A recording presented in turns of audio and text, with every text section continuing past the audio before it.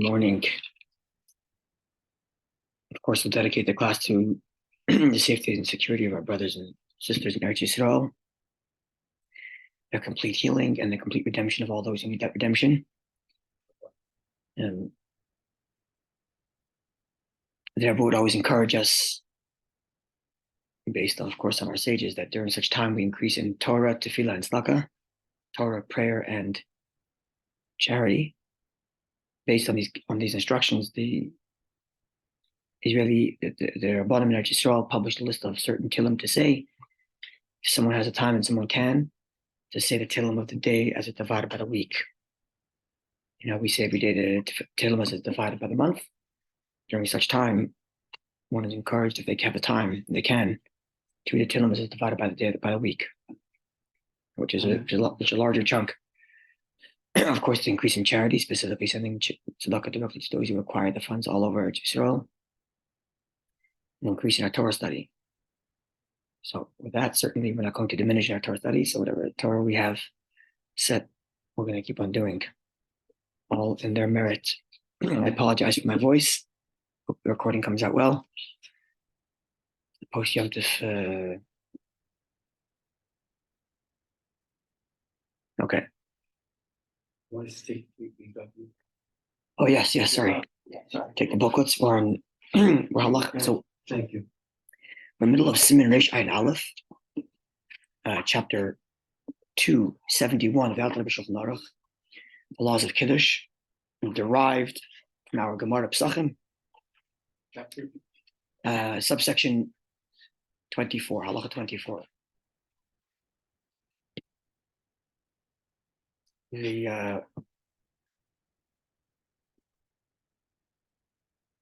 We're getting to. We talked about when to make Kiddush, right? Before Shabbos, during Shabbos, the beginning of Shabbos. If one missed Kiddush, the meal started before Kiddush, all of that. We start to begin the process of Kiddush, to hold the cup. We talked about the Kiddush washing interplay, right? Those who wash their hands, then make Kiddush, rather than Kiddush and then wash their hands for Moitzi. And now we're getting to, once you made Kiddush, the requirement to drink some of the wine, and what to do if an interruption was made between Kiddush and drinking of the wine. That's where we are now. Because one of the few times that are like Kiddush, make Kiddush over wine. I was with you. As were others. I was with you, and as were others. I saw someone that found Rabbi Levi. Good for you. Teaching. Yeah. That's where we are now. The drinking of the wine after the requirement to drink some of the wine after Kiddush. Right? We're kind of going in chronological order of the Kiddush process, starting from Erev Shabbos all the way through the Kiddush. Halacha Chadalet. On a Kaddish, one who recites the Kiddush, he should drink a cheekful of wine from the cup. And not literally a full cheekful. This comes from our Gemara Psachim.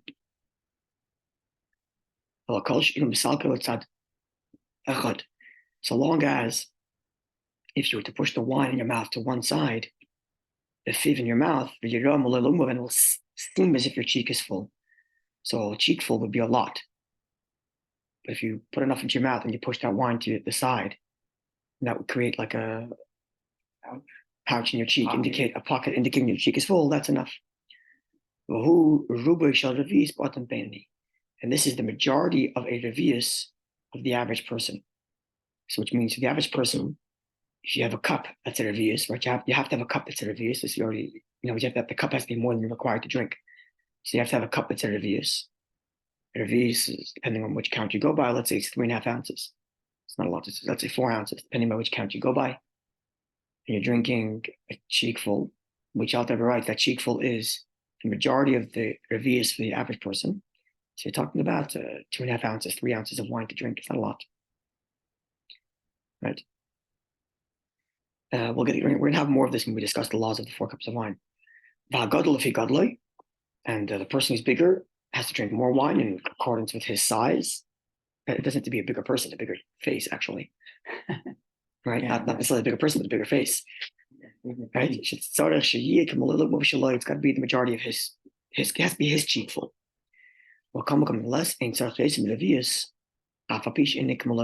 Unless one does not need to drink more than a revius of wine, even if that doesn't meet his cheekful. So the person's got a very large face, and his cheekful is more than a revius, he doesn't have to drink more, just a revius, that's enough.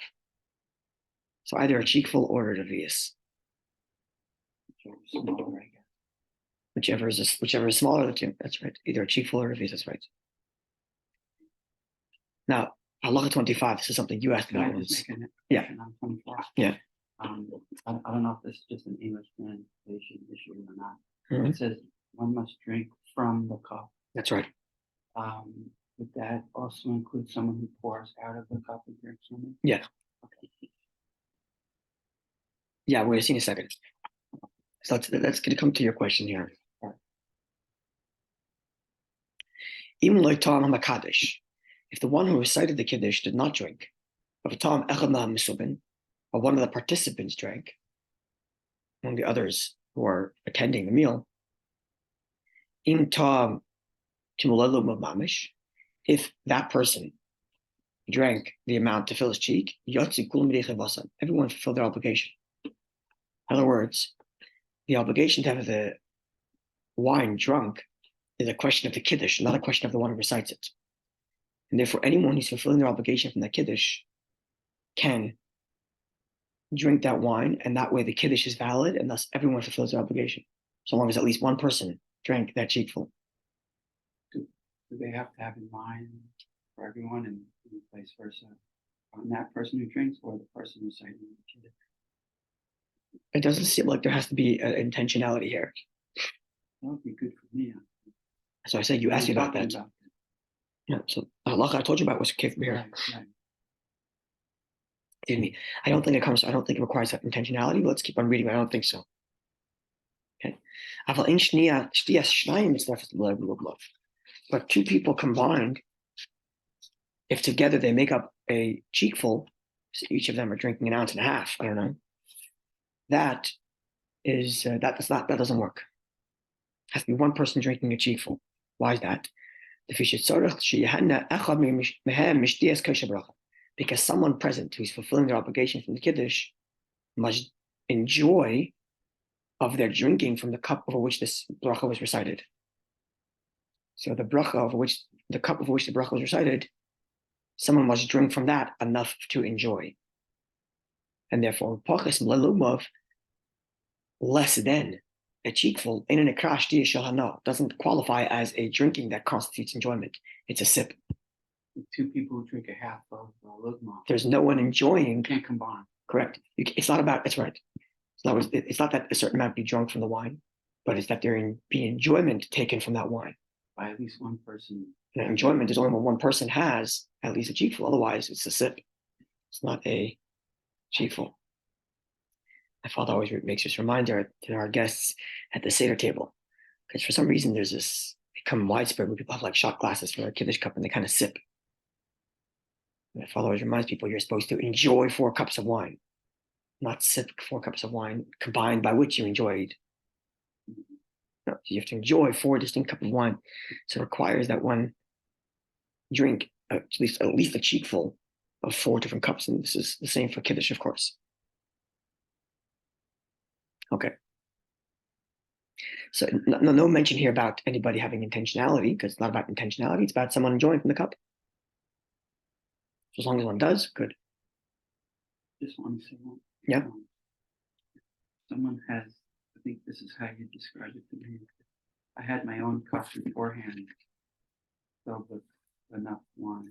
Yeah. And I drink, after Kiddush, I drink from my cup. Yeah. I believe it does. If you're holding a cup of wine during the Kiddush, and then you're listening to the Kiddush, I believe your listening applies to the cup you're holding. Right, no one does. Everybody giving. Right. Which means your cup would have to have a revius. Yeah. Treat it like a proper kiddush. Just have to have a revius in there, and you drink on a little.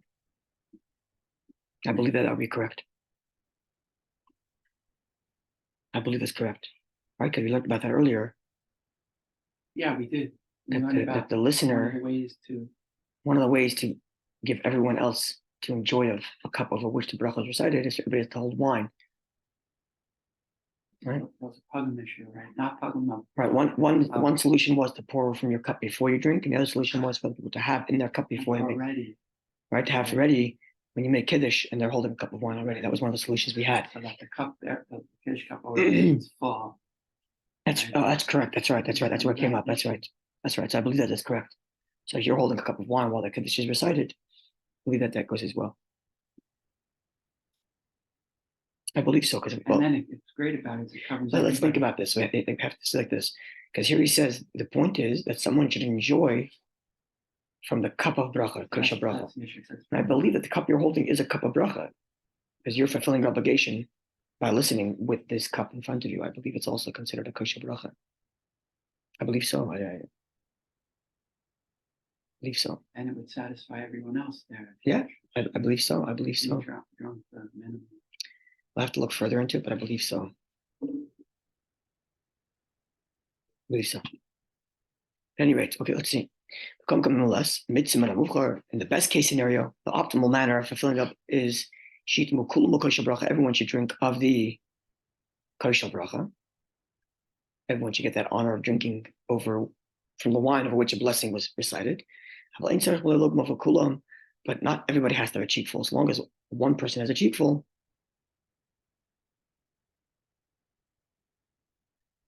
and everybody else take a little bit. But if the wine in the cup is not enough, and if I give everyone a little bit, there won't be enough for me to have a full cheekful.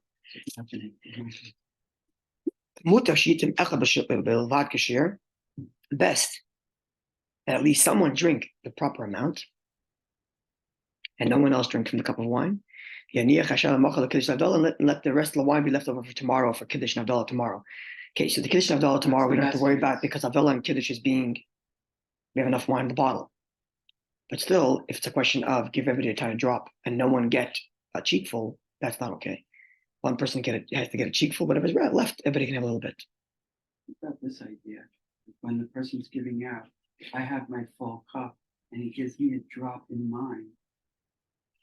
After he drank from it? No, maybe not after. If he gives before he drank, then it's not. Then I get a little bit of the. Yeah, I don't think it makes a difference though necessarily. It's nice, but it doesn't necessarily make a difference. Nice, yeah. Because the main point we're relying on here is, at least our theory is, that the cup you're holding while the Kiddush is being recited is kosher bracha. No, for sure. So the addition is nice, but I don't think it's necessary. But if he gives it to you after he drank from it, you run into a pugum issue. Right.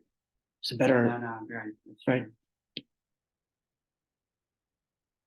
Okay. Now, the Gaonim are of the view. The Gaonim are Gaon today means genius, and today it's used for anyone who's a scholar. But Gaonim in the old day meant, in this context, means people whose they held position of the head of the academies in Babylonia. They were called Gaonim. Sorry? So the Vilna Gaon Vilna is in Europe. He's called the Vilna Gaon because he was a Gaon, a genius, lived in Vilna. I don't think he even held a position as a Rosh Hashiva, actually. But he was called, I don't think so. He was called the Vilna Gaon. But if you go way back earlier, talking about the 8th century, the 9th century, 7th century before, this is like the pre-Rashi era, before Rashi, where you have Jews going to Europe. You had the centers of Jewish learning were in Babylonia, in Budisa, in Arda, in Sura, towns in Bavel, in Babylonia, modern day Iraq, Iran. And the heads of the academy were called Gaonim. Geniuses, Gaon. They use a position of power. Saja Gaon, Shrita Gaon, Amram Gaon, listing the famous ones, but there were many. And it's in this context, it's referred to the era of Jewish life that is post the Talmudic era, but pre the European scholarship era, which we would refer to as the Rishonim. The early European scholarship era, Rambam, Rashi, Tosafists, we refer to them as the Rishonim, the early ones. But before the early ones, that is the early ones in our continents, in Europe, you had the Goinim, the leaders of the Jews in Babylonia. We were learning on Saturday. That's right. We mostly learned Rishonim. We started, that's right. Our history that we did in Shabbos didn't start with Rishonim. We went, the farthest back we went was Rashi. We spoke a little bit about, when we spoke about Rashi, we spoke a little bit about the transference of power from the Goinim to Europe through Rabbi Gershom. Rabbi Gershom, who preceded Rashi, who learned in Babylonia, then moved to the Rhineland and established learning there. Yes, we learned a little bit about the transference of that center, the center of gravity, if you will, from Babylonia to Europe. Which obviously didn't happen overnight; it happened gradually. Anyway, okay, so these Goinim, that is to say, the scholars of the post-Talmudic era in Babylonia, so from there the view that if the one reciting the Kiddush himself did not drink a cheekful, in their view, they didn't fulfill the obligation. Even though all the listeners drank a cheekful in aggregate, individually. So their view is only the one reciting the Kiddush can drink that wine to fulfill the obligation. We just finished saying the halacha is that anybody can, and that remains the halacha. Oh, this is another. But the Alter says the other opinion is these Goinim, they were of the view that the person reciting the bracha himself must drink that amount. And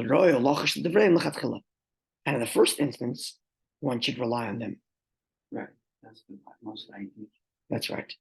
So to the situation you're describing, I would make the argument that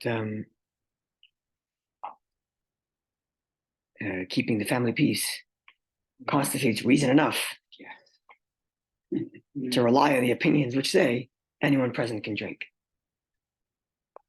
I would certainly say so, considering that this is all a dispute within a rabbinic ordinance, and family peace is biblical of the highest order. Like in what we're saying, of course, every morning, what we say, rabbinic. That's right.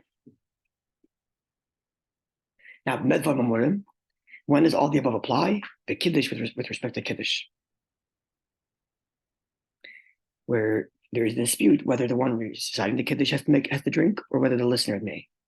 Abdullah, when it comes to Abdullah, and other things that require a cup of wine, benching, the blessings by a wedding, so on, or a bris. Even these view which says that during Kiddush, the one reciting must make the blessing. In these cases, they agree. It's enough for one of the listeners to drink his cheekful. Okay, so this covers the laws of drinking the wine of Kiddush.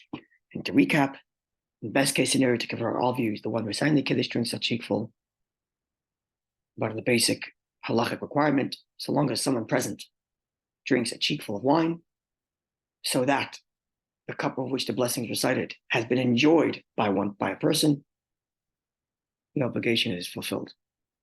I'm going to add that the Alter keeps on saying one of the participants, doesn't say a person who's listening and fulfilling his obligation, which means even someone who isn't fulfilling their obligation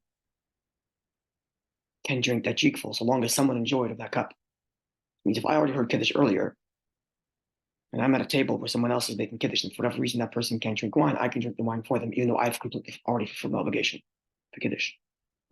But they would have to be included in the circle of people that are making Kiddush. Not necessarily. That's right, not necessarily. Because what's the essence here? The essence here is that the cup of which the blessing was recited is enjoyed by someone, and it is. Which is why he keeps on saying, one of the participants or one of the people present. Mesubim means one of those gathered. It doesn't say one of those people who are fulfilling the obligation from them. Does it say participants? No, Mesubim. Mesubim means not necessarily. Mesubim means anyone who's, they translate it as more others dining, but it doesn't. But Mesubim means others gathered. Like Misibah is a gathering.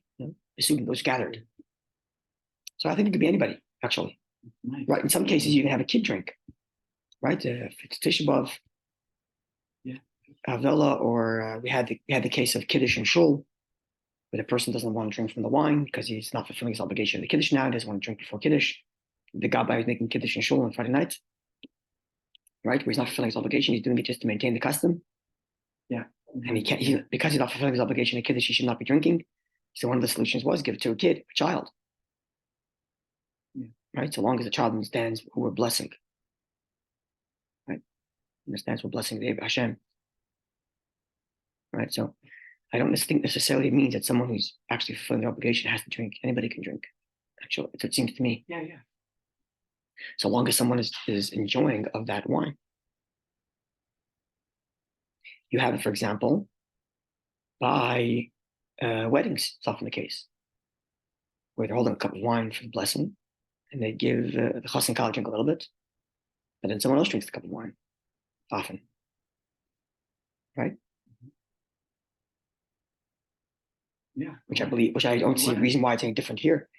Okay, maybe it's even more lenient. Maybe you allow others to go in and will also allow someone else to drink. But the same requirement that a chief will be drunk from a cup of which the blessing was recited still applies, and we don't give it necessarily to the chas and kala or even to the one making the brachas. The person, anybody else can drink from the. Remember at my brother-in-law Yeah. the whole cup. Yeah, you have to empty the cup out because you're breaking the glass, but it doesn't have to drink necessarily the whole cup.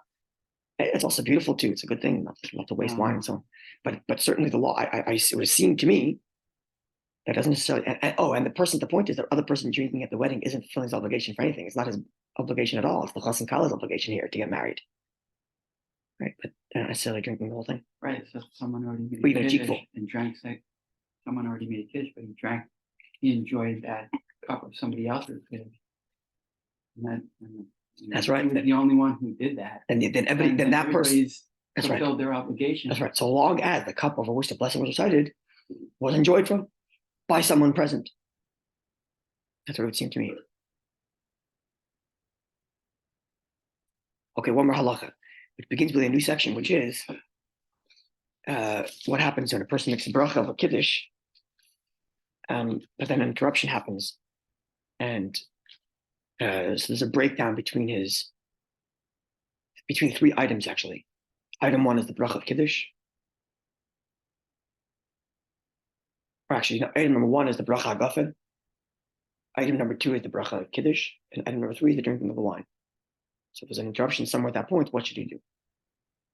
Okay? Mm-hmm. So Kiddish ala kois, a person recited Kiddish over a cup of wine. The koidem shatam, and before he drank anything,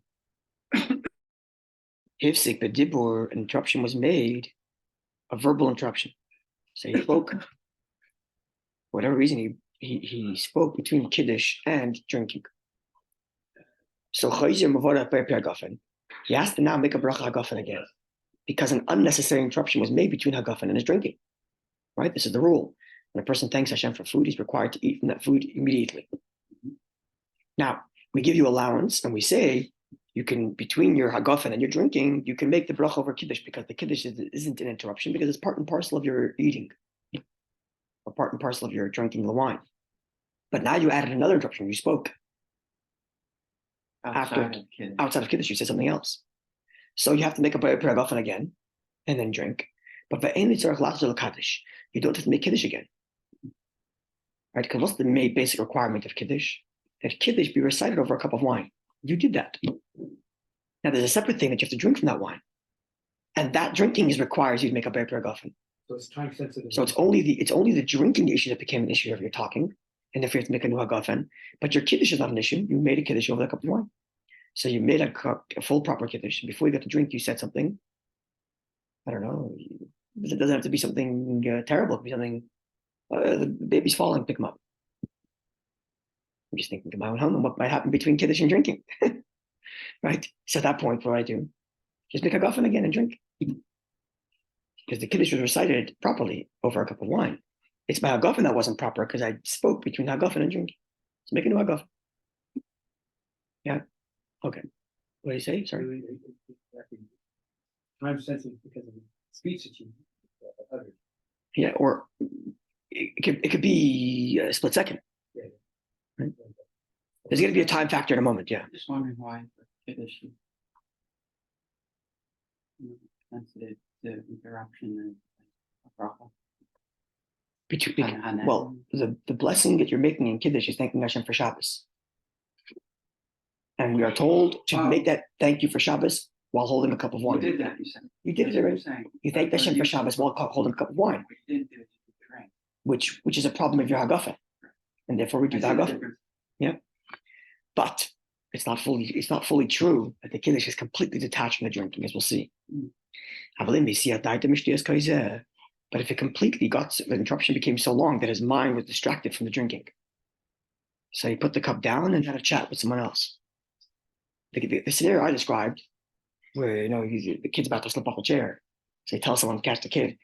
I'm still holding a cup of wine, and in my head I'm still about to drink it. I just had to stop because something was going on, right? So I never distracted myself from drinking. I just made an interruption. Okay, so I could go off again. But if I completely distracted myself from drinking, I put the cup down and had a conversation with someone. Or I walked out of the room. Sounds like what we were learning earlier. That's right. Even though I came back to my place, so I have to make Kiddush again. Because, and I have not fulfilled my obligation in the first Kiddush.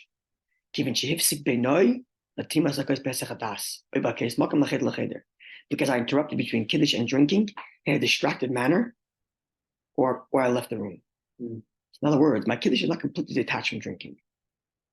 But it's not so attached to drinking as the hagafen is. The hagafen is attached to drinking to the point that you shouldn't even speak between hagafen and drinking.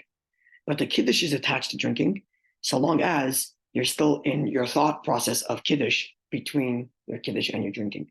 So you're still holding the cup of wine, your intention is still on the wine, you haven't left the room, even if an interruption was made. So it's not that the Kiddush is completely detached from drinking, but it's not so attached like the cup of the hagafen. Okay, let's stop over here because we begin our new halachas tomorrow, God willing, about wine that's spilt before I got a chance to drink, and what happens if I have water and I thought it was wine, and I make Kiddush and I make hagafen and I find out there's water in my cup. What do I do now? We're gonna get to all that, God willing, tomorrow. No, I'm sorry. Tomorrow I won't be here. Friday, God willing.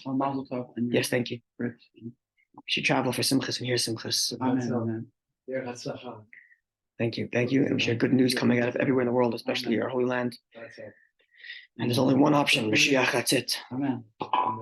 Now immediately. Where are you going? South Florida, God willing, whatever it is there.